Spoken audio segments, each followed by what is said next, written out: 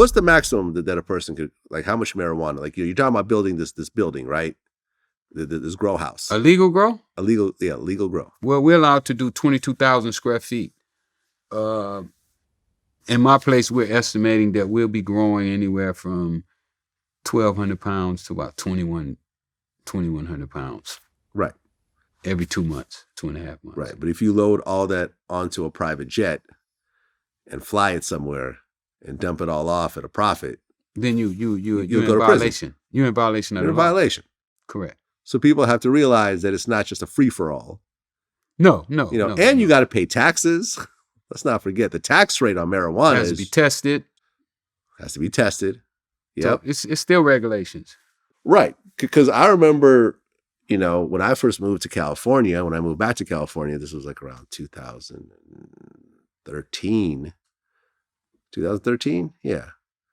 You would go to a dispensary, and they would have jars, right? Yeah. They'd have a big jar of OG That was Kush. just 3 years ago, 2 or 3 years ago. Yeah, that's what I'm saying. They just stopped They'd that. have a jar of whatever, purple haze. They'd have whatever. They'd open up the jar, take a scooper. Or stick their hand in it. Stick their hand in. I don't right. think they stick their without hand gloves. Grab a handful of buds, throw it on the scale, and keep it moving. That's how it is in Detroit right now. Not anymore, though. Detroit is still Well, Detroit's like that, but everywhere else, Oklahoma's that like shit got a seal. You got to break Not in the Oklahoma seal. either. They behind. They're behind. Yeah, they still behind. Yeah, it's very still much, like Oregon. Yeah. I think Oregon is doing that. California, Seattle, Washington. I mean, it's a few states that is doing it right, but a lot of them are still, they caught in old. They haven't. Their system hasn't caught up yet. I mean, even with our system here, it's still not the way that it's going to eventually have to get in order to make the marijuana work the way they want it to work. Is there going to be like a Philip Morris that just essentially gobbles everyone up, and is going to be this huge $1 trillion corporation that essentially controls everything? Because because there's Constellation Brands, and there's different public companies, but I feel like it's still somewhat of a mom and pop kind of operation. Someone comes up with a cool strain, and the strain takes off. There's somebody's going to learn how to organize it. Yeah. Somebody will organize it. It's still unorganized right now. Yeah. Most of the people who are making money were the growers, and growers are not really marketers or sellers. I don't know. I get a really good view of the system, because I get to go to the growers' farms, and then I get to go in all the dispensaries all around California, and I do my little signings at the dispensary. So I'm getting a really good bird's eye view of the system. So with that, comes a plan. I get to map out what I see and how I see it going. But yeah, I believe that somebody will eventually consolidate the business, and be able to go to the state and help them with the regulations of how it should be ran. One of my favorite things when I do my seminars out of town is, you got people making regulations who never smoked marijuana and never sold marijuana, right? But they're making regulations. Yep. I don't think that that's possible. How could somebody that knows absolutely nothing about it make the regulations for it? So I do believe that there is going to be somebody who comes in and puts the whole thing together. Yeah. Which will probably just make the experience better for everyone. Absolutely. Well, that's the whole thing. It'll make it cheaper. It'll make it safer. If you're not trying to make it better for the customer, then you're doing something wrong. Exactly. And right now, the people who are running the system just don't know. They're out of touch. They sit back in their big offices and they collect, bundles of money and they think that the world is hunky dory. They don't hear the cries in the dispensaries. Well, I had Boosie on my show recently, and we talked about the various rappers who are facing RICO charges. And he kind of broke down how the feds clout chase just like everybody else. Of course. And I told you that before. Yeah. That they got a list. Yeah. And they go by the names. Oh, number 1, we can't catch him. Number 2, number 5 is slipping. So absolutely. You yourself had a RICO case, right?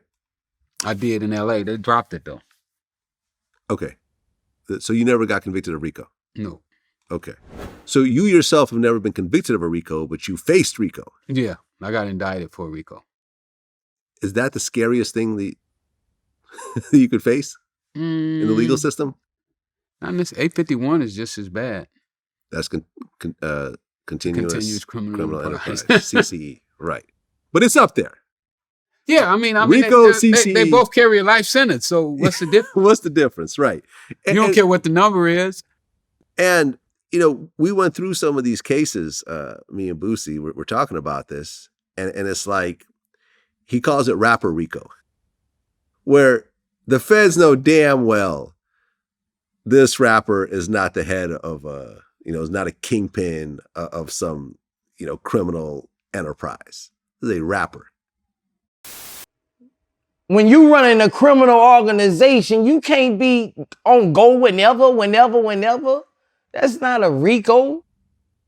They should name they shit rapper RICOs. Y'all give it rapper RICOs. Man, you cannot do it, bro. You cannot. I know about criminal bosses, how they run empires. I know how shit go, Vlad. Us as rappers can't control, we cannot do that. Niggas get RICOs for having handshake. They're doing shows every week. They're going to the studio. They're going to events. They're not running a drug operation on the side. Now, are they around some people that may be doing it? They're old friends from their neighborhood and so forth? Possibly. Are they actively involved? Usually not. But the feds will still throw them in that RICO, just like they're one of the shooters or something like that. Well, I don't know. The feds are a little more sophisticated than that. They're going to have an overt act. In the feds, in order for you to get indicted, you have to have an overt act. What's that? An overt act is something that you did to further the conspiracy. And an overt act could be something as simple as, oh, here are my keys. You're going to get 50 kilos. Here's my keys. That's an overt act. That's simple. That's an overt act. That will give you life in prison. Well, no, you won't get a life sentence in prison if it's only 50 keys. But if it's a murder, you'll be looking at like 20. Still. Right, because that overt act, whatever that overt act was that you allowed your assistants and see with overt act, you don't have to necessarily even be going to benefit from the overt act. Wow. But what they say is it could just be a favor for someone else. Yeah, without your assistance, that act wouldn't have happened. Okay, so for example, Biggs, one of the the three people that started Rockefeller Records, he went to jail. He went to prison for marijuana. And I had him break down what happened. And essentially what happened was he had one guy who wanted to buy a bunch of marijuana. He knew another guy that wanted to sell a bunch. He just connected him on a three-way call. That's over that. Right? Just that's all I did. Not anything that he even benefited from. Like he was already rich. They had already sold Rockefeller Records. He was basically just chilling. But he was just doing a favor for a friend, not knowing one of the friends was. That's the same thing I got a life sentence for. That's what I'm saying. And he did, I forgot how many years he did, but he did a few years. Yeah, but that's the same thing I went to prison for. Just connecting two people. They call it the broker. The broker. Yeah, you brokered the deal. Right. But in his case, I don't think he was financially benefiting from it. It don't matter. In your case, you were. Yeah, I was going to benefit. Right. But it don't matter. It don't matter. Does it? It's not the benefit that carries the time. It's the fact that without your assistant, without you being in the middle, bringing these two people together, the deal never would have took place. And that's the overt act. So now your overt act might be one overt act in a list of 40 overt acts. Now, it's according to how much you've done. Now, if you have participated even more, where, say, for instance, you gave them the initial $10,000 to do the rest of the overt acts, then yes, you fit right in with everybody else. Yeah, scary stuff. It's scary stuff. When you don't know the law. When you don't know the law. But if you know already, you know what you're stepping into, and you know that, you put yourself in the middle.